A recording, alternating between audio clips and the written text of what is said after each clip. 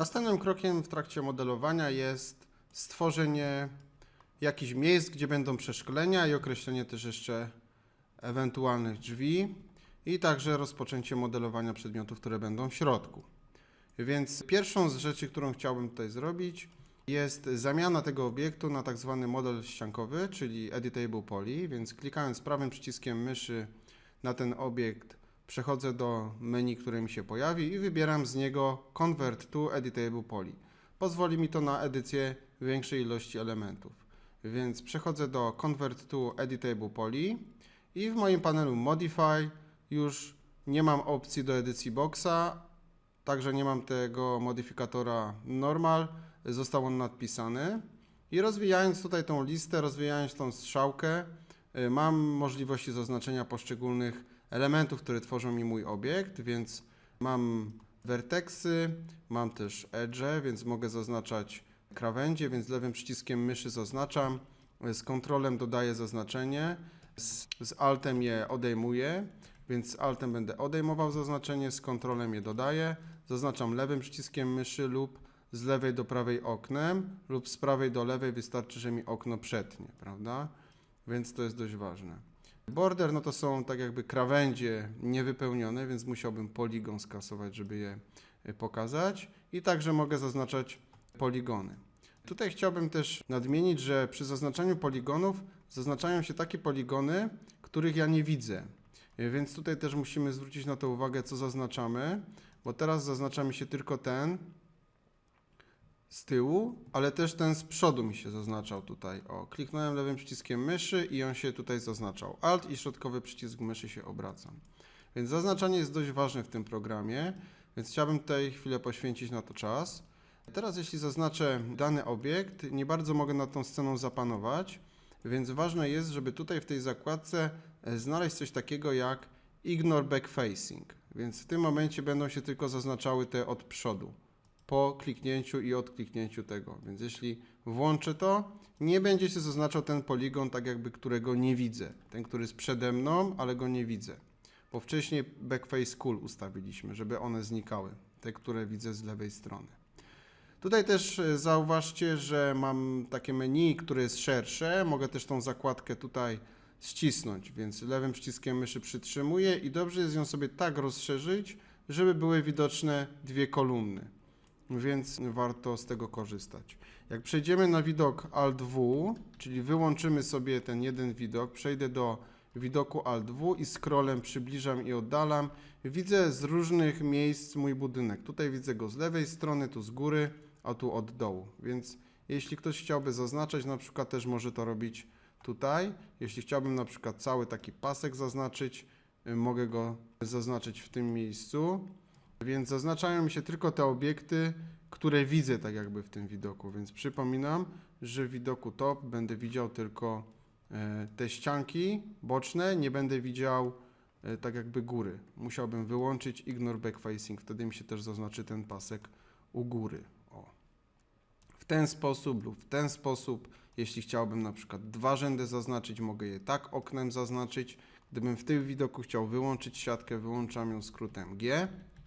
Następnie prawym przyciskiem myszy też przytrzymuję i przerywana linia pojawia mi się i mogę zaznaczyć w ten sposób lub w ten, więc wtedy wszystkie mi się zaznaczają. Jeśli włączę Ignore Backfacing, zaznaczą mi się te, które de facto widzę, czyli tylko te z dwóch stron. Góry nie widzę, bo patrzę od góry. Tak samo będzie z dołem, prawda?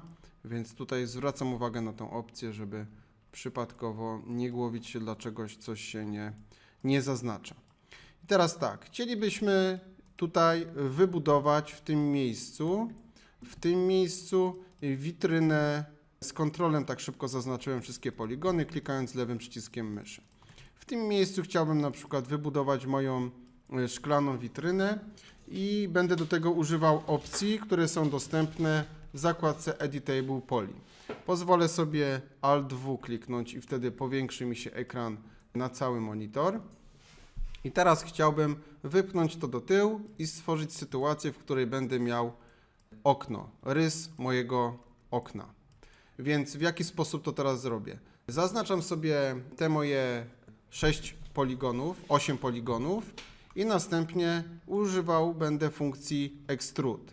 Więc musimy znaleźć zakładkę Edit Polygons, następnie przechodzimy do Extrude Settings i pojawia nam się takie latające okno z opcjami do wyciągania lub do wciskania. Więc Extrude działa na plusie i na minusie i mam kilka opcji dotyczących w jaki sposób to Extrude będzie działało.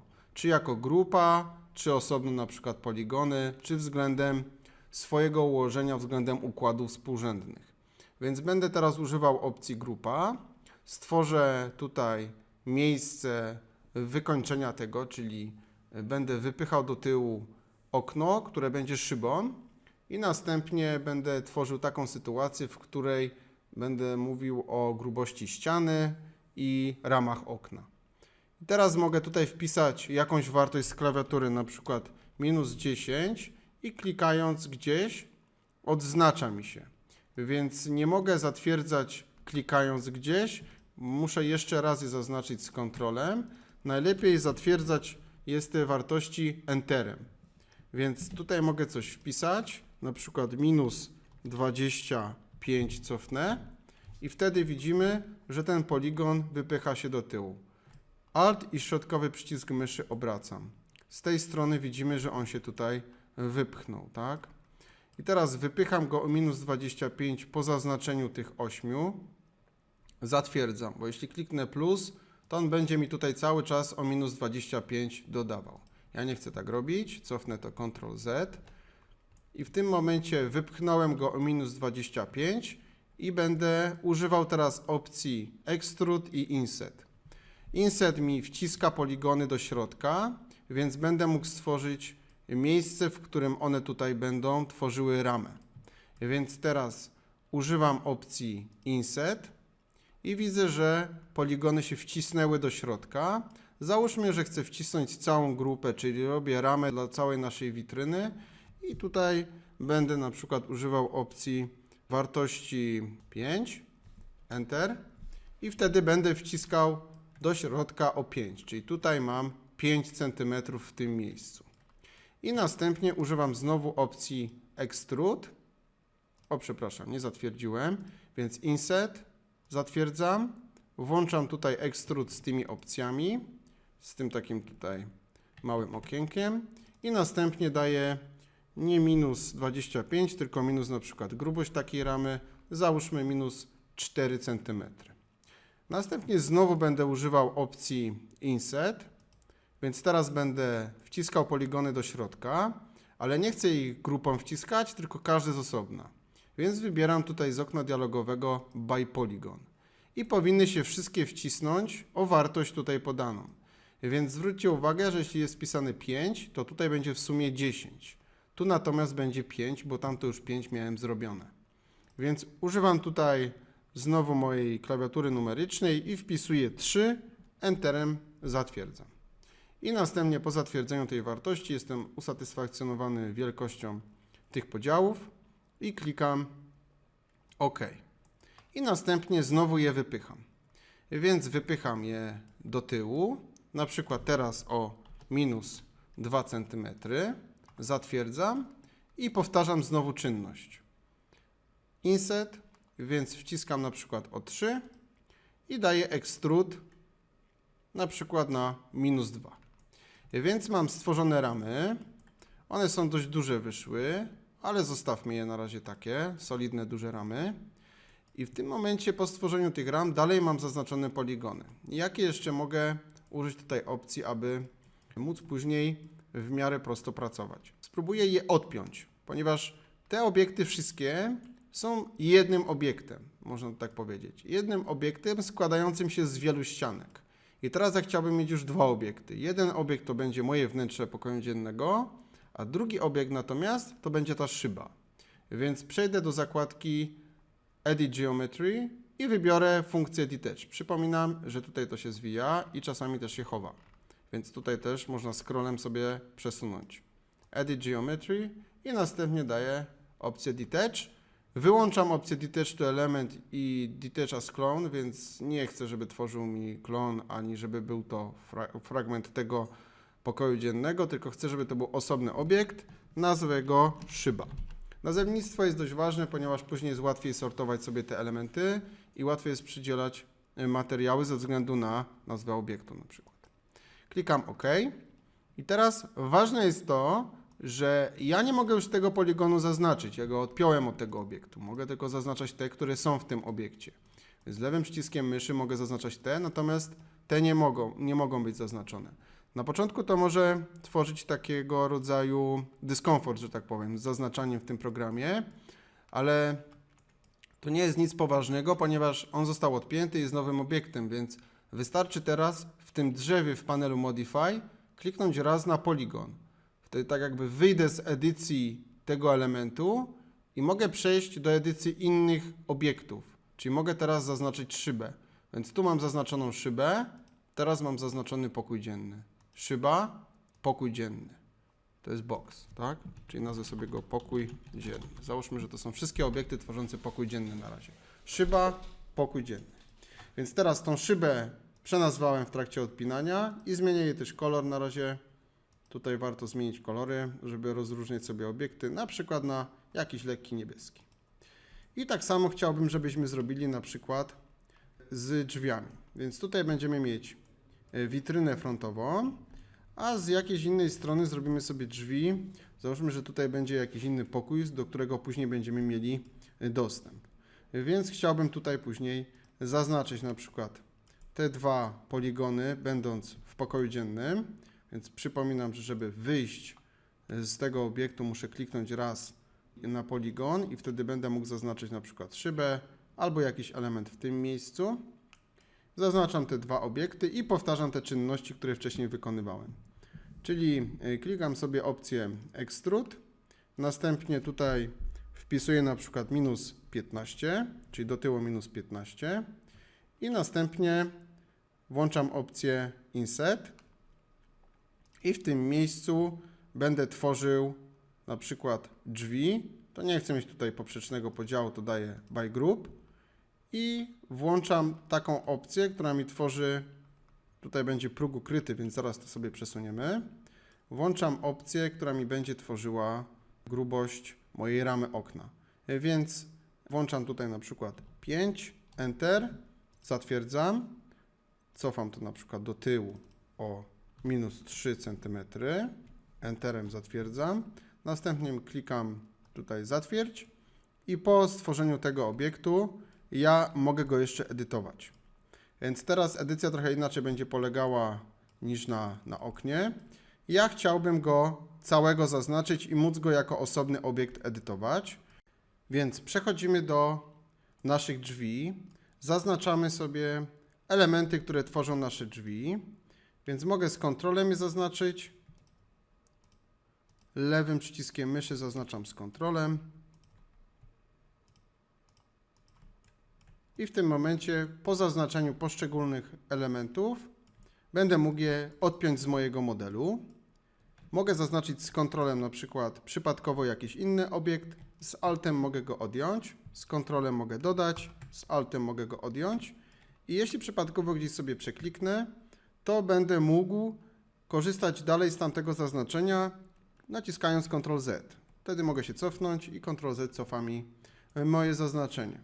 Więc po zaznaczeniu moich drzwi z kontrolem upewniam się, Alt środkowy przycisk myszy się obraca.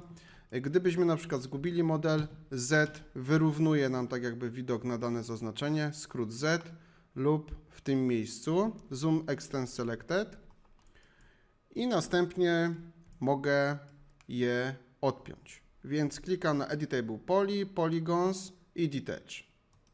I teraz odpinam je jako drzwi. Klikam OK. I jeszcze raz przechodzę do stosu modyfikatorów. Klikam raz na poligon i następnie klikam na moje drzwi lewym przyciskiem myszy. Mogę je zaznaczyć.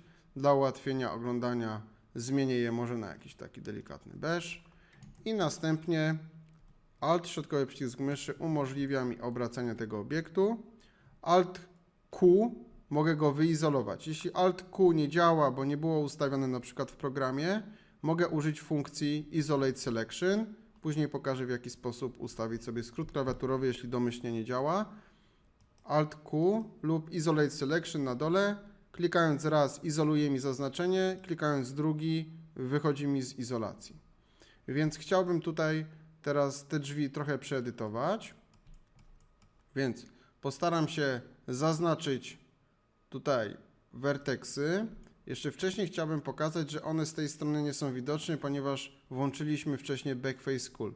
Więc żeby akurat na tym obiekcie to wyłączyć, klikam prawym przyciskiem myszy, następnie Object Properties i Backface Cool wyłączam. Mogę na drzwiach sobie to wyłączyć, więc z każdej strony będę je widział. Więc tutaj mam jakiś poziom 0 tego werteksa. Kliknąłem wcześniej sobie, rozwinąłem listę Editable Poly, Vertex. Mogę zaznaczyć na przykład taki jeden werteks. Nic poza tym na razie nie mogę zrobić. Dopiero jak włączę sobie narzędzie Select and Move, skrót W, będę mógł go przesuwać. Więc mogę go tutaj przesunąć, łapiąc za oś. Czyli najeżdżam na daną oś i mogę go przesunąć w tym miejscu. Więc łapiąc oś Z, mogę go wyciągnąć do góry lewym przyciskiem myszy. Tak samo jak ten drugi. Mogę też najechać na niego, potem złapać za oś lewym przyciskiem myszy i przesuwać myszką góra-dół. Tak samo tyczy się kwestia powierzchni, więc mogę go w powierzchni X, Z przesuwać. Gdybyśmy chcieli powiększyć sobie to gizmo, możemy je powiększyć skrótem plus lub minus koło backspace'a. Nie na klawiaturze numerycznej, tylko plus lub minus na klawiaturze tej koło backspace'a. Tam, gdzie mamy poziomo wszystkie numery u góry klawiatury pod F-ami. Więc plusem mogę sobie powiększyć, jeśli jest za małe, minusem pomniejszyć i tutaj mogę je przesuwać. Po lewej stronie tutaj na dole, znaczy w środku naszego menu pojawiają się współrzędne tego obiektu. Są współrzędne X, Y i Z i te współrzędne są względem jakiegoś układu współrzędnych. Więc ja mogę zmienić wysokość tego werteksa, bo jeśli go tu przesunę, to nie bardzo wiem, o ile go też przesuwam i gdzie go przesunąć, żeby było odpowiednio. Więc najlepiej zaznaczyć sobie jeden werteks na razie i spróbujemy to z jednym zrobić, potem zrobimy z resztą. Przejdźmy sobie tutaj, upewnijmy się, że układ współrzędnych każdy z nas ma ten sam, czyli włączmy sobie Word, układ współrzędnych Word, włączona opcja Select and Move, skrót W i następnie przejdźmy tutaj do tej zmiany wysokości, z tym, że pamiętajmy, żeby to było wyłączone, bo tutaj jeśli to włączymy, to jest przesuwanie takie relatywne względem teraz znajdującego się tego punktu. Więc ja nie chcę względem tego punktu zmieniać i przesuwać go o 5-10 cm w prawo, w lewo lub do góry lub na dół, tylko chcę mieć włączony taki tryb, żeby zmiana dotyczyła układu współrzędnych tego punktu wobec zera 3ds Maxa. Więc zaznaczając jeden punkt werteksa, klikam tutaj, zaznaczam lewym przyciskiem myszy całość, klikam 0 i Enter. Następnie zaznaczam sobie ten punkt lewym przyciskiem myszy, klikam 0 i Enter i one do tego punktu się tutaj przesunęły. W tym miejscu mogę zaznaczyć na przykład też krawędź, więc przesuwając krawędź jednorazowo na poziom 0, ona też mi przesunęła się, więc mogę albo werteksami sterować, albo moją jedną krawędzią. Tu już wyrównałem to do zera. Jeszcze jedna rzecz mnie martwi, to, że w tym samym miejscu możliwe, że mamy dwa poligony. Więc tutaj widzimy, że jest taki poligon, który jest od tego wybity, od tych drzwi i ten, który był wcześniej ościeżnicą. Więc sprawdźmy, jak to wygląda. Przejdźmy do zakładki Polygon, następnie zaznaczmy sobie ten, czyli do zakładki Polygon, zaznaczmy sobie ten i zobaczmy, co tutaj się dzieje. Mamy takie elementy, które mają taką jakby wartość 0. Więc na takie elementy trzeba uważać i trzeba go tutaj sprytnie zaznaczyć, najechać na to i pojawi nam się taka mała, cienka linia, która tak naprawdę jest poligonem. Więc myślę, że i ten element możemy deletem skasować, czyli zaznaczamy, deletem kasujemy. Klikam raz na Isolate Selection i w tym miejscu będę miał moje drzwi. Tutaj, żeby posadzka nam wchodziła w drzwi, przejdę sobie do edycji mojego pokoju dziennego, czyli odkliknąłem poligony, klikam raz na mój pokój dzienny, przechodzę do edycji krawędzi, zaznaczam sobie te wszystkie krawędzie, które tutaj mam dookoła z kontrolem. Z kontrolem zaznaczam sobie wszystkie krawędzie, które mam dookoła, upewniam się, że wszystkie są zaznaczone. Włączam narzędzie Select and Move I następnie szukam mojego gizma. Tutaj jeszcze coś było w tle zaznaczone, więc z Altem sobie to odznaczam. I po zaznaczeniu upewniam się, że tylko te krawędzie mam tutaj zaznaczone. Mogę je przesunąć i wtedy po przesunięciu widzimy, że wyjdą nam poza drzwi, więc nie będzie sytuacji, w której tu będzie jakaś dziura, jakaś przestrzeń, przez którą będzie na przykład wpadało jakieś nienaturalne światło. Więc to sobie przesunąłem po osi X. Dziękuję serdecznie i zapraszam do następnych wideoporadników, w których będę budował cały dom jednorodzinny w programie 3ds Max, a następnie po wymodelowaniu będziemy tworzyli rendery w rendererze Corona Renderer. Dziękuję serdecznie i zapraszam do polubienia naszych filmów i subskrypcji kanału na YouTube.